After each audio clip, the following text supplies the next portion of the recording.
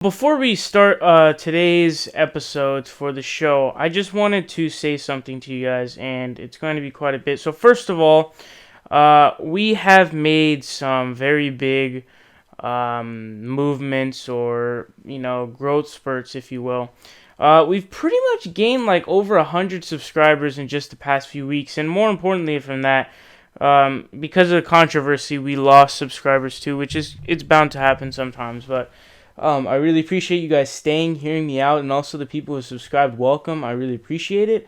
And I really appreciate you guys sharing the videos, helping out, and just subscribing, liking, commenting, whatever it is, because we're doing stuff here that a lot of other channels, progressive, liberal, Democrat, aren't doing. And things like, calling out Steven Crowder and Ben Shapiro, it's not as much there. So I really do appreciate all of the support, and I hope you guys do stay with me. And we've gotten a lot of views lately, and a lot of people coming in and, conversing. So I really wanted to say thank you. We're at 2432 now, and it's really felt like a breakthrough. So I really do appreciate all of your guys' help. And if you guys haven't noticed, I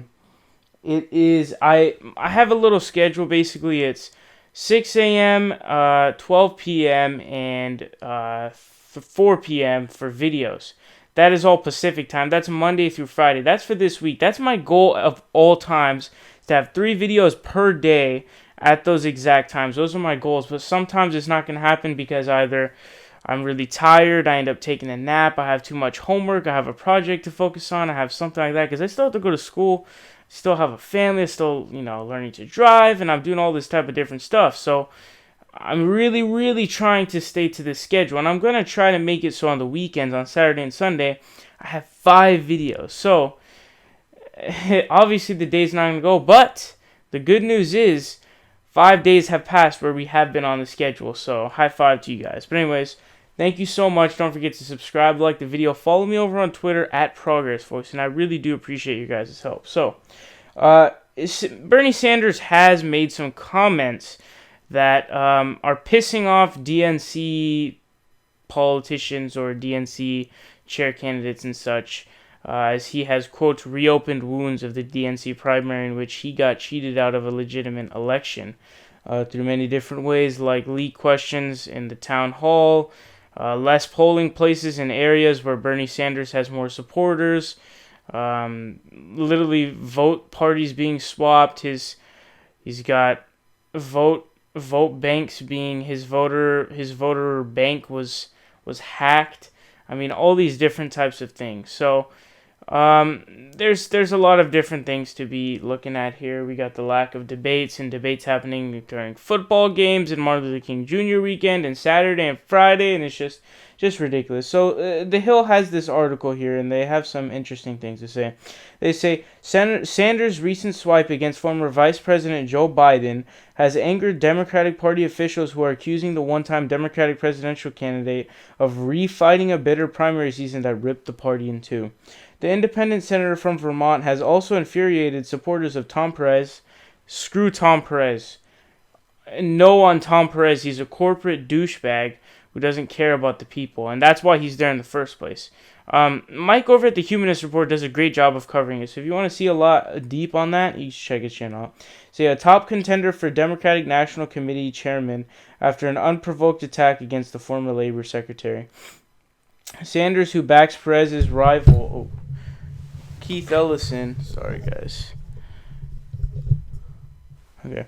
Keith Ellison for DNC chairman has shaken up a race that has until now featured few fireworks. The DNC campaign changed this week after Biden endorsed Perez for chairman. Sanders let loose, saying that it's time to move beyond the failed status quo approach of Biden and Perez. Totally true. The remark has elicited a furious response from Perez's supporters, who accuse Sanders of relitigating his Democratic primary fight with Hillary Clinton when the party needs to unite behind a new leader.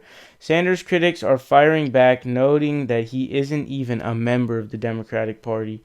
It is very concerning that Bernie Sanders is so intent on taking over a party that he's not even a member of, that he'd insult the beloved vice president, and really the president, about a failed status quo approach. Blah, blah, blah, blah, blah, blah, blah. Okay, so here's the funny thing, okay? And here's the underlying fallacy and what the contradiction is and what the catch that they don't tell you. So they always bitch about Bernie Sanders. He'll make some comment because he's trying to bring justice. And they'll be like, yo, like, stop trying to reincite this, what happened during the primary. Like, dude, he wouldn't need to reincite this if the people in the DNC didn't deny it. At the DNC chair debate, the moderator asked who thinks that they rigged the election against Bernie Sanders during Debbie Wasserman Schultz's chair career.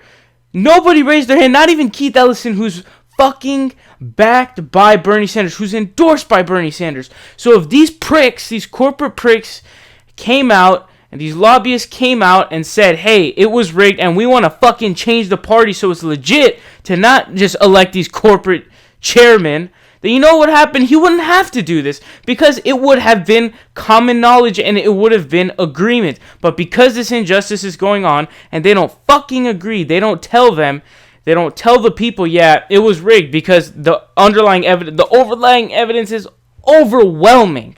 It's overwhelming. The DNC leaks exposed it to an extent that is unimaginable. If they had just simply said that, this would not be going on. Joe Biden endorsing Tom Perez, which I hadn't heard about until now, is so disgusting because Tom Perez is only there because he's pushed in by corporations to be able to keep his to be able to, do the same rigging that they did against Bernie Sanders to make sure that someone like Hillary Clinton, a corporatist, gets in with the nomination instead of following the charter by saying, you can't choose a side. It needs to be a fair fucking primary.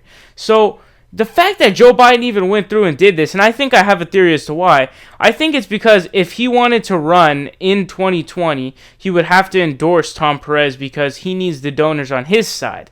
And that's who Joe Biden is. He's not some save-all, be-all, and all of you neoliberal pricks are going to say he is, but he's not. Let's be realistic here. Okay, he's no Bernie Sanders. He's no one who's like that, okay? So, again, Tom Perez is a piece of shit. Bernie Sanders is just trying to tell the truth to reform the Democratic. And finally, for my final point, okay, here's my final point.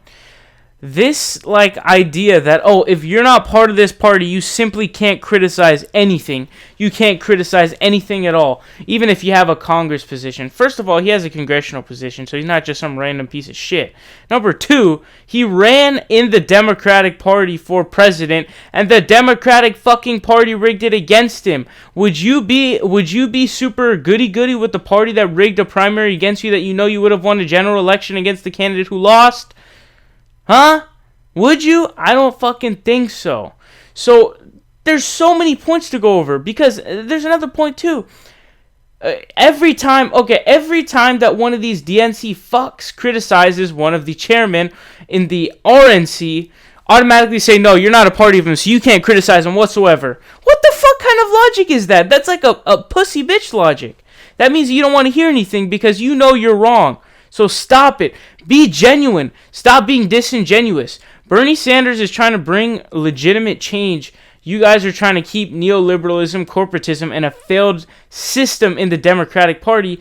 And this is why organizations like Justice Democrats and people wanting to make a whole other party, because the establishment will not die. Joe Biden, the vice president who people loved, has now, the amazing Biden memes, by the way, has now endorsed Tom Perez, the corporate piece of shit. And make no mistake, Keith Ellison has a lot of bad points, but he's by far the best there. And the funny thing is, he is the best there, and yet he is not even close to a Bernie Sanders-esque candidate. Because he didn't raise his hand saying, "Yep, it was rigged, man. We saw it. We saw the overwhelming evidence." No, he didn't say that. He said, "Oh, we should only make a democratic process for whether it should be lobbying, whether lobbying should be allowed or not." And he's super hawkish on foreign policy. He fucking puts up an article saying, "If you smear Hillary Clinton, you are falling for 20 years of Republican propaganda." No. So it's unbelievable. And Bernie Sanders is doing a job that a lot of people wouldn't do, and he's still being chastised for it.